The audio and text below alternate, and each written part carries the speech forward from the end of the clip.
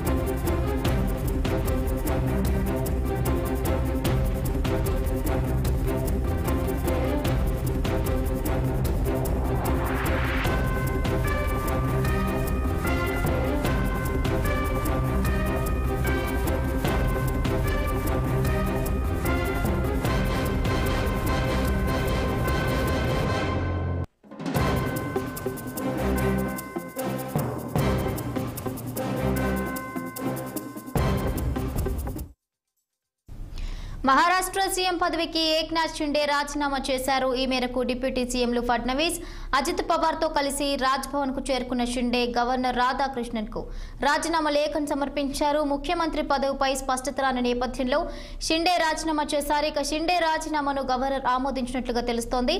దీనిపై మరింత సమాచారం మా ఢిల్లీ బ్యూరో చీఫ్ లైవ్ ద్వారా అందిస్తారు అశోక్.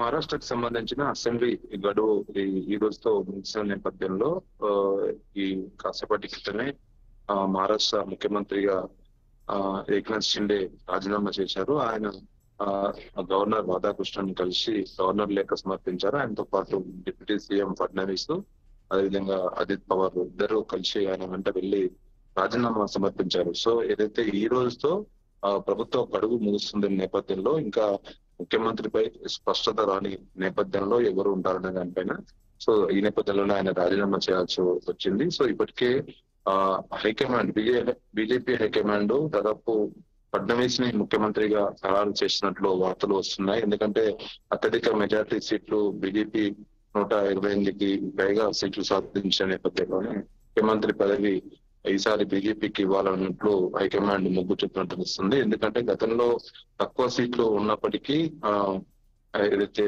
ఏక్నాథ్ షిండేకు ముఖ్యమంత్రి పదవి ఇచ్చింది కాబట్టి ఈసారి బీజేపీ నుంచి ఇవ్వాలనే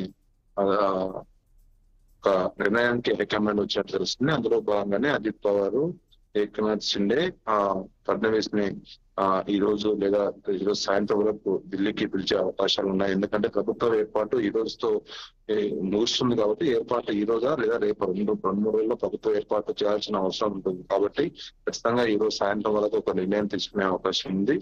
సో ఏదైతే ఏక్నాథ్ షిండే గతంలో ముఖ్యమంత్రిగా పనిచేశారు, సో ఇప్పుడు ఆయన రాజీనామా చేశారు కాబట్టి ఇప్పుడు నెక్స్ట్ ముఖ్యమంత్రి ఎవరు అనే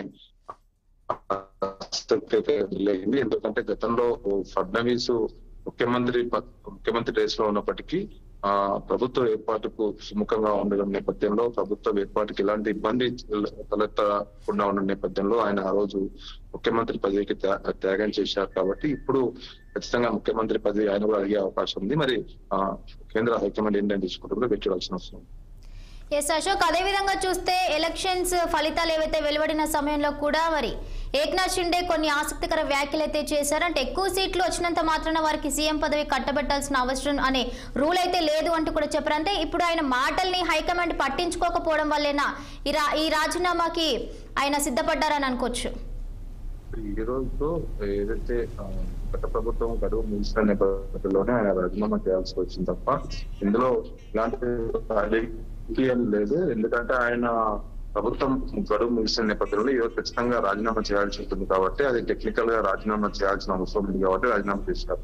సో ఇప్పటికే ఏక్నాథ్ షిండేను కూడా ఉద్యోగించే ప్రయత్నం కేంద్ర హైకమాండ్ చేస్తుంది. ఎందుకంటే గతంలో ఆయనకు ఛాన్స్ ఇచ్చింది, 3 సంవత్సరాల పాటు ఆయన ముఖ్యమంత్రిగా ఉన్నారు కాబట్టి ఈసారి ఖచ్చితంగా బీజేపీకి ఎక్కువ సీట్లు సాధించాయి.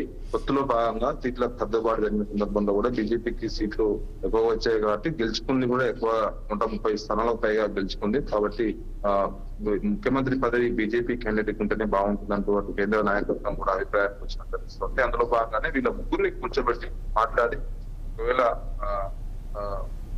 ఏక్నాథ్ షిండే దానికి ఒప్పుకోకపోతే మాత్రమే 2.5 సంవత్సరాలు 2.5 years బీజేపీ, తర్వాత 2.5 years ఏక్నాథ్ షిండే అవకాశాలు ఖచ్చితంగా అనిపిస్తున్నాయి. సో ప్రభుత్వ ఏర్పాటు విషయంలో ఎలాంటి అభ్యంతరం ఎలాంటి ఇబ్బంది ఉండదు. ఎందుకంటే దాదాపు బీజేపీకి 130 పైగా సీట్లు సాధిస్తుంది.